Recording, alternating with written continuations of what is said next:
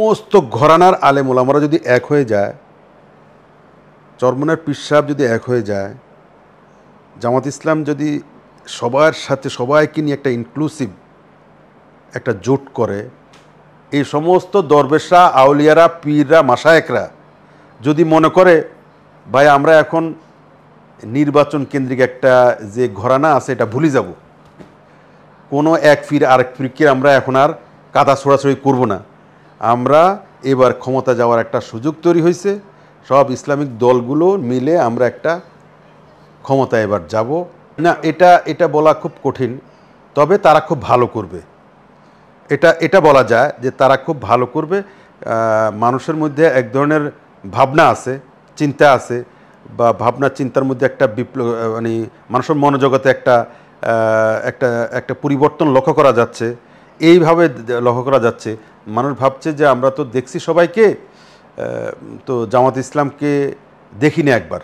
এই জামাত ইসলামের কি নতুন নতুন কিছু বক্তব্য, তারা যে কথাটা বলছে যে আপনারা তো দেখছেন, মানে এই যে বঙ্গবন্ধু শেখ মুজিবুর শাসনামল, তারপরে আমি দেখি তাদের বিভিন্ন বক্তব্যতে বঙ্গবন্ধু শেখ মুজিবুর শাসনামল দেখছেন, আপনারা জিয়াউর রহমানের শাসনামল দেখছেন, এরশাদ সাহেব পল্লীবন্ধুর শাসনামল দেখছেন, তারপরে শেখ হাসিনার শাসনামল দেখছেন, আপনার খালেদা জিয়ার শাসনামল দেখছেন। মানে একবার একটু দেখেন না আমাদেরকে 5 বছরের জন্য, যে আমরা কোরআন দিয়ে একবার শাসন করি দেখি। এটা কিন্তু খুব টাচি কথা, এটা কিন্তু খুবই একটা আপনার হৃদয়গ্রাহী কথা। মানুষকে এই বক্তব্যগুলো মানুষকে খুব নাড়া দেয়, মানুষের মনোজগতে একটা আলোড়ন সৃষ্টি করার একটা স্কোপ তৈরি হয়ে আছে। সেটার যদি মানুষ মনে করে, আমি জানি না কতটুকু করতে পারবে, তবে ব্যাপকভাবে তারা একটা সাড়া জাগাতে সক্ষম হবে। সেই ক্ষেত্রে তারা এককভাবে হয়তো চিন্তা করবে না, এটা আমার ধারণা।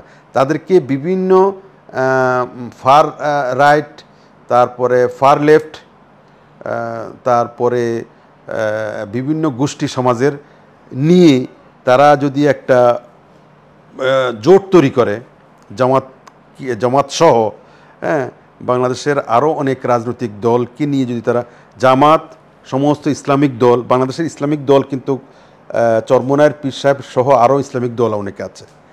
বা আপনি চিন্তা করে দেখেন, বাংলাদেশে 20 লক্ষ মাদ্রাসার তালেব ইলম আছে, বাংলাদেশে 20 লক্ষ মাদ্রাসার ছেলেমেয়েরা আছে।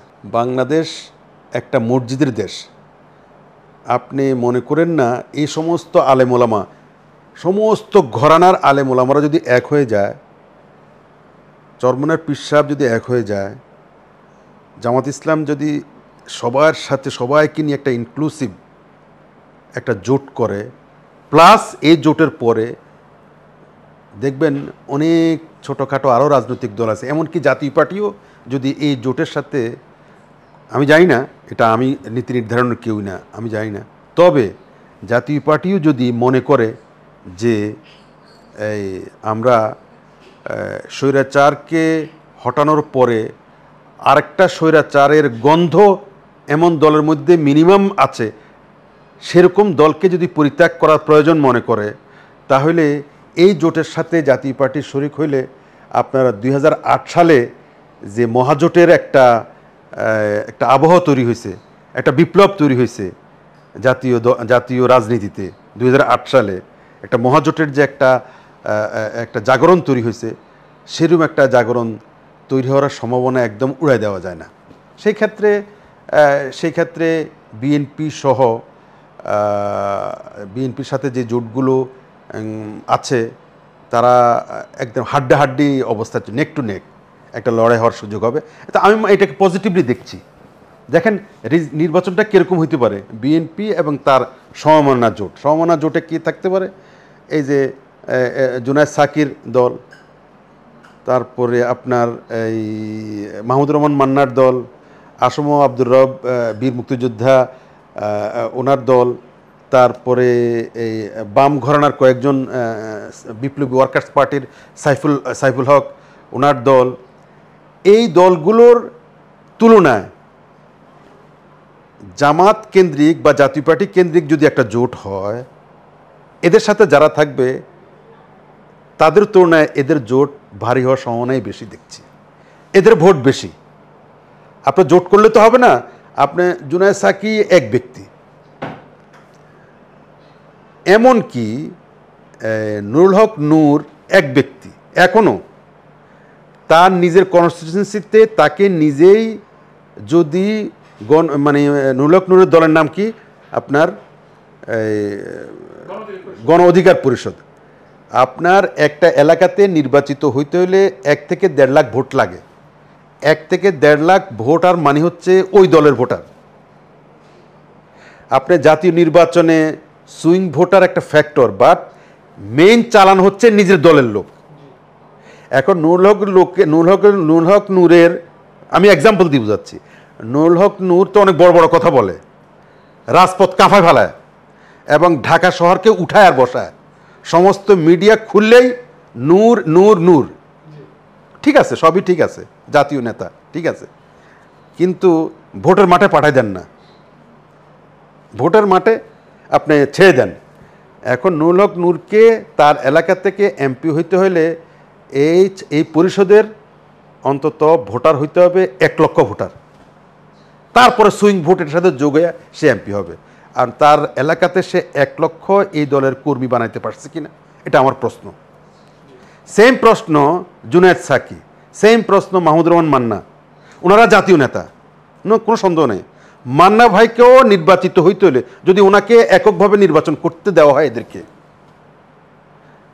তখন ওনারা আমাদের কথা বলবে, বা আমরা তো ঠিক আছে, অন্তত তোমাদের থেকে তো কিছু বেশি ফার্ম হয়, আমরা এটাকে বেশি মনে করি না, কিন্তু তোমরা যে কটা ভোট পাবে এটা দিকে এমপি হওয়া যাবে, এটা দিকে সরকার গঠন করা যাবে, তো সওয়ার হইতে হবে কারোর উপরে।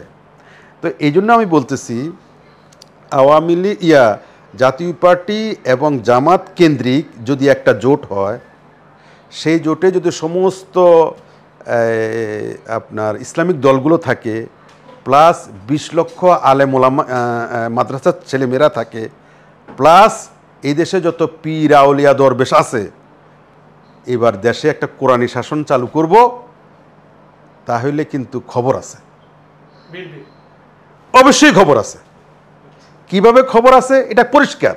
আচ্ছা, না সেটা খবরটা শুধু এরকম নয়, আমি তারপরও আমি বলছি না, না আমাকে শুন, তারপরও আমি বলছি না যে একদম জিতেই যাবে, এটাও আমি বলছি না, কিন্তু ঘাম ছুটে যাবে, না ঘাম ছুটে যাবে।